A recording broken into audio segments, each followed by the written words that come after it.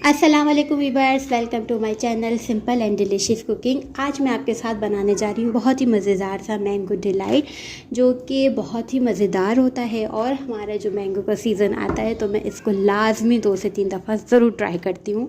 ये रेसिपी मुझे और बहुत ही पर्सनल पसंद है, तो इस रेसिपी को आप लोग ज़रूर ट्राई करिएगा। इंशाल्लाह आप लोगों को बहुत पसंद आएगी। दावतों में भी आप इसको ट्राई कर सकते हैं और इस रेसिपी को ट्राई करते हैं। सबसे पहले अगर आप चैनल पर नए हो तो चैनल को ज़रूर सब्सक्राइब कर दीजिएगा, वीडियो वॉच करिएगा, लाइक एंड शेयर करना बिल्कुल मत भूलिएगा।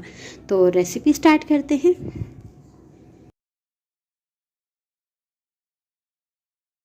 अब यहाँ पे सबसे पहले हम जेली तैयार कर लेते हैं। जेली जो है वो ऑप्शनल है, आप चाहें तो ऐड करें या ना करें, मगर करेंगे तो बहुत अच्छा लगेगा क्योंकि बच्चों की फेवरेट होती है। सबसे पहले यहाँ पे मैंने 1.5 कप जो है पानी डाला है और उसको बॉईल होने के लिए रख दिया। जैसे आपको मेथड पता है, उसमें 2 कप लिखा हुआ होता है, मैं तकरीबन 1 से 1.5 कप डालती हूँ, जिससे जेली जो थोड़ी थिक बनती है और बिल्कुल सेट हो जाती है आराम से, इजीली, जल्दी।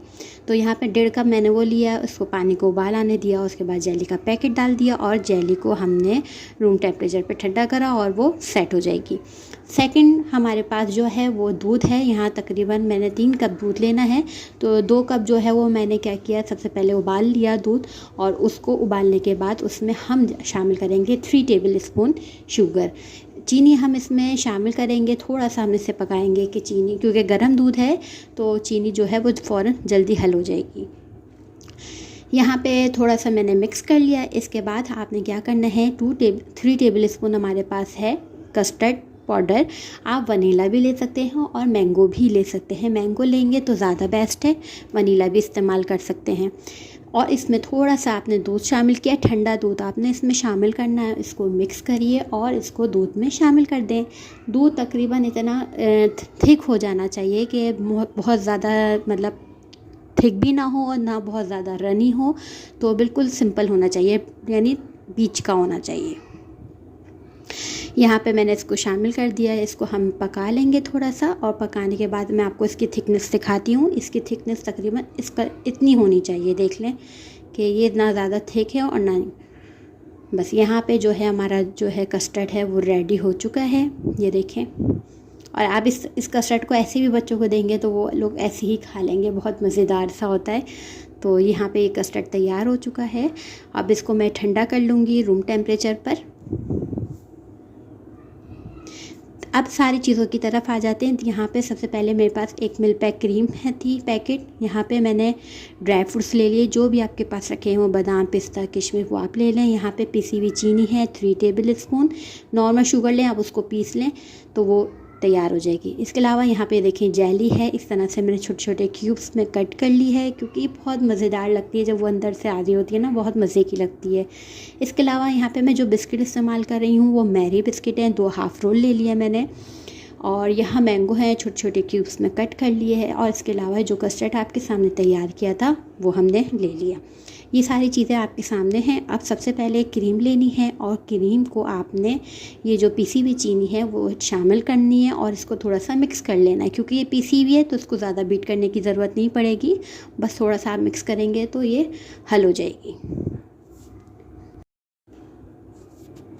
ये देख लें, इस तरह से आप थोड़ा सा मिक्स कर लें और इसके बाद आपने इसमें शामिल कर देना है कस्टर्ड जो आपने बनाया था। कस्टर्ड में भी शक्कर थी और इसमें भी, क्रीम में भी हमने शुगर डाली है, तो ये ज़्यादा मीठा नहीं होगा। अगर आप बहुत ज़्यादा मीठा पसंद करते हो तो फिर आप 1 चम्मच और बढ़ाते हैं। ये हमने कस्टर्ड इसमें शामिल कर देना है। अब हम इसको साथ मिक्स कर लेंगे तो एक बिल्कुल अच्छा सा बैटर हमारा तैयार हो जाएगा, क्रीम विद कस्टर्ड। तो ये आप ऐसे भी बच्चों को खिलाएंगे तो बहुत मज़े का लगता है। तो ये बस, ये बहुत मिनटों में तैयार हो जाती है रेसिपी, इसलिए भी मुझे बहुत ज़्यादा पसंद है कि बच्चों के साथ जल्दी रेसिपी तैयार करने वाली होनी चाहिए। अब यहाँ पे जो सर्विंग बाउल आपको सर्व करना हो, जिसमें वो ही आप बाउल लें और उसमें इस तरह से मैरी बिस्किट जो है वो बिछा दें लेयर में। आप चाहें तो इसका चूरा करके भी आप इसको बिछा सकते हैं, मगर मुझे इसके जो चंक्स जो होते हैं वो मुझे बहुत अच्छे लगते हैं, तो इसलिए मैं इसको तोड़ती नहीं हूँ। जब हम इसको खाएँगे तो उसी वक्त ये टूट जाते हैं आराम से और अच्छे लगते हैं। तो आप इसको चूरा करके भी डाल सकते हैं और चाहें तो आप इस तरह भी रख सकते हैं। तो कुछ बिस्किट टूटे हुए थे, ऊपर नीचे मैंने करके सेट करके इसको रख दिया है। इसमें छोटे छोटे से आम आप इसने जो कि उसमें कट किए हुए थे आप उसकी लेयर बिछा दें इस तरह से। जितना आपको पसंद है आप उतना डालें और बाकी ऊपर डेकोरेट करने के लिए आप बचा लें ताकि अच्छा लगे। यहाँ पे मैंने सब चीज़ें डाल दी हैं। अब इसके बाद मैं इसमें शामिल कर दूँगी जेली।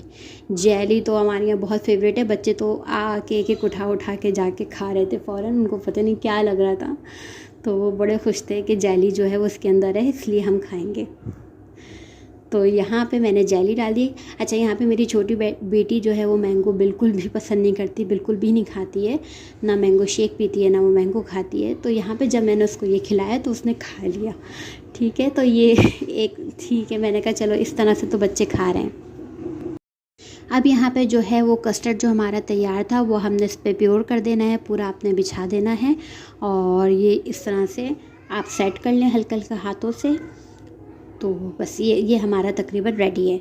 अब आप इस पर डेकोरेट करें जो भी चीज़ें हैं आपके पास, जैसे नट्स वगैरह मैंने इसमें शामिल कर रही हूँ। नट्स ही जो होता है कि बच्चे इस तरह इन चीज़ों में खा लेते हैं और अच्छा भी लगता है, तो मैंने शामिल किया है। आप चाहें तो स्किप भी कर सकते हैं, कोई इशू नहीं है। और ये मैंने थोड़े थोड़े से चॉप कर लिए थे, बादाम पिस्ता किशमिश थी, तो ये मैंने इसको चॉप कर लिया और ये साइडों पे डाल दिए डेकोरेट करने के लिए। साथ में थोड़ी सी जेली है वो मैं इसमें शामिल कर दूंगी, मैंगो के चंक्स हैं वो मैं इसमें शामिल कर दूंगी, ताकि एक भरपूर तरीके का पेट, मतलब आपकी एक तकरीबन बच्चा अगर सिर्फ ये मीठा भी खा रहा है तो उसका बिल्कुल पेट भर जाएगा। उसमें क्रीम है, मैंगो है, जेली है, उसकी हर चीज़ फेवरेट, तो तकरीबन ये बहुत अच्छा एक मीठा तैयार हो जाता है।